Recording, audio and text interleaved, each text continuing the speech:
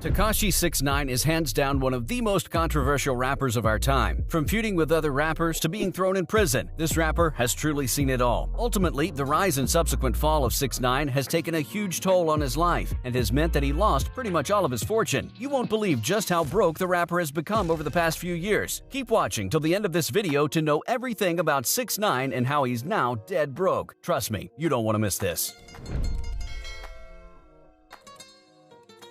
Before we get into the video, subscribe and hit the notification button to be notified when we upload more content. If you enjoyed the video, don't forget to hit the like button and leave a comment down below. Thanks! Why is 6ix9ine really broke? The rapper's been relatively quiet on social media for the majority of 2021 and 2022. He's generally prepared with singles and an array of insults for his fellow rappers, so this has come as a surprise to many. Pretty crazy for a guy who was notorious for calling others out via Instagram. According to recent testimony before a judge, 6ix9ine is supposedly struggling to make ends meet, which probably explains his online absence. Court documents obtained by online sources reveal the rapper told the judge overseeing his armed robbery case in 2018 that his career hasn't been the same since his time in prison, basically stating that getting sent to prison ruined his entire professional music career. And, well, he isn't wrong. 6ix9ine also confirmed that his record label was reportedly refusing to pay him advances, also claiming in the documents that he doesn't know if he'll ever be able to earn the same amount of money as he did before his unfortunate incarceration. In addition to all of this, the controversial rapper also does not appear to be paid under his recording contract or merchandise deals, both of which reportedly finished in February of this year. The rapper continued in court, explaining to the judge that he would have to declare bankruptcy just to survive and continue providing for his family. "It would surely bankrupt me in a way from which I will never recover. It will disadvantage and hardship all the family members who rely on me. What many may be unaware of is that his earnings sustain himself, his 2 children, and their mother, in addition to his own mother and brother. That's a lot of people depending on him." Following the news surfacing that 6ix9ine was flat broke, Whack 100, his business manager, is confirming those reports, confirming to fans that the rapper doesn't have any money coming in. Absolutely none. When questioned if 6ix9ine was speaking the truth about having little to no money in his account, the infamous music manager said yes, continuing to say that the rapper is broke